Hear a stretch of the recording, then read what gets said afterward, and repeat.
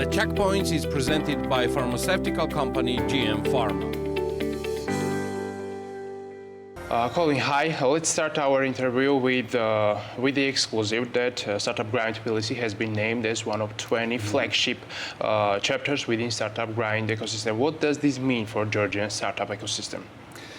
Well, I think it's a reminder of the role that the Tbilisi chapter and now the Batumi chapter have in the Startup Grind global ecosystem. We are one of the most famous chapters in the world. And in 2019, we were the most successful chapter in the world with the big conference here, so on and so forth. So there's a lot of interest globally that we've created. During that 2019 event, we brought, for the first time, Bill Riker, Marvin Lau, so on and so forth. And then through the years, we brought other folks like Steve Torres, who's also in town. And we've really built bridges with Silicon Valley. And now we're building bridges more into the East.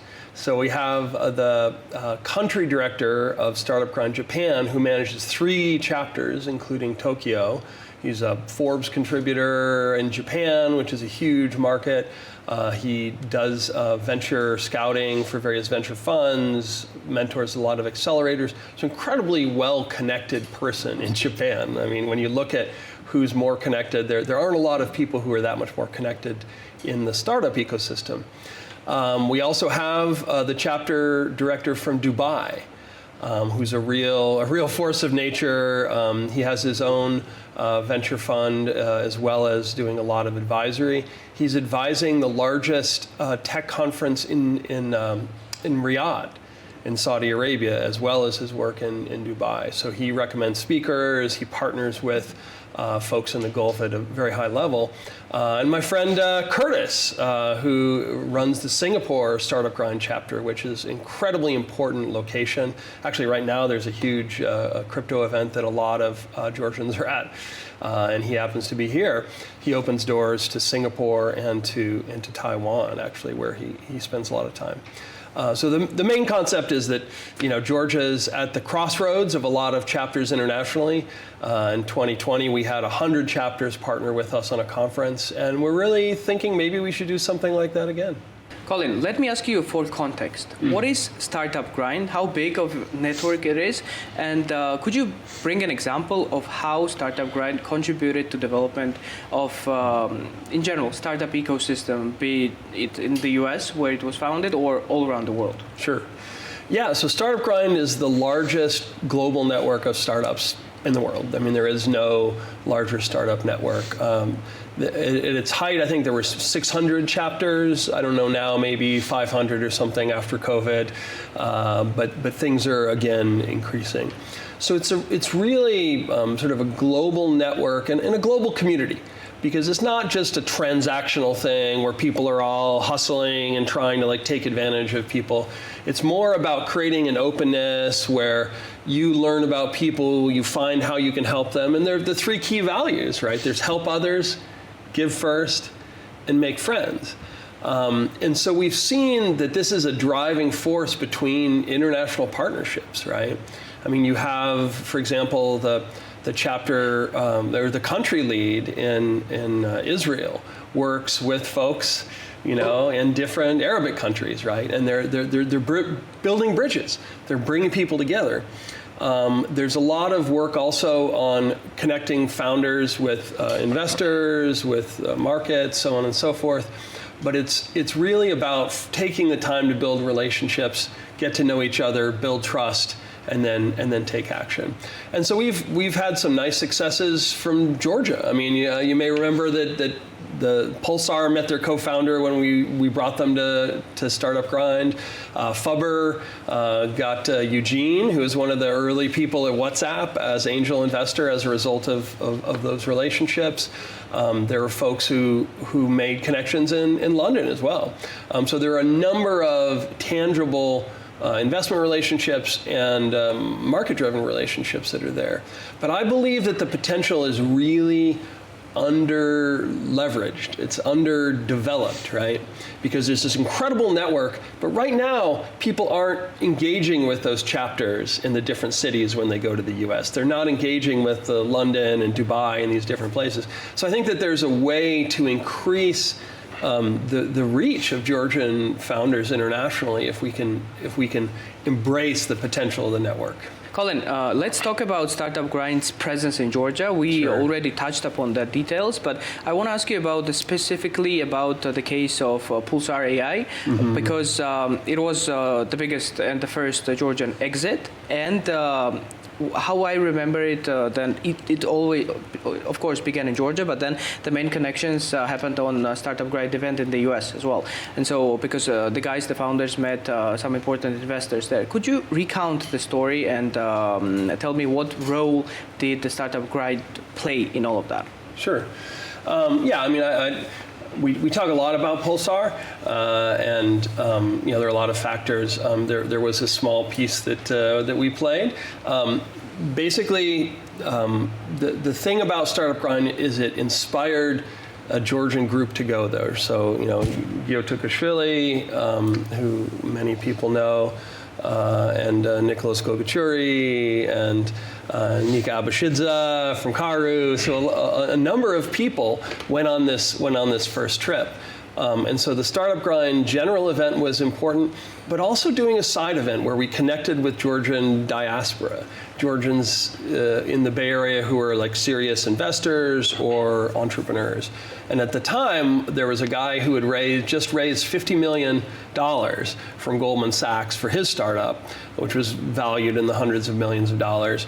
And a friend of a friend got him to come, brought him to the Airbnb where we were to meet the startups and so on and so forth. And there were some great people there. Zazo Paciuli was there, and he met the Pulsar guys and the other folks.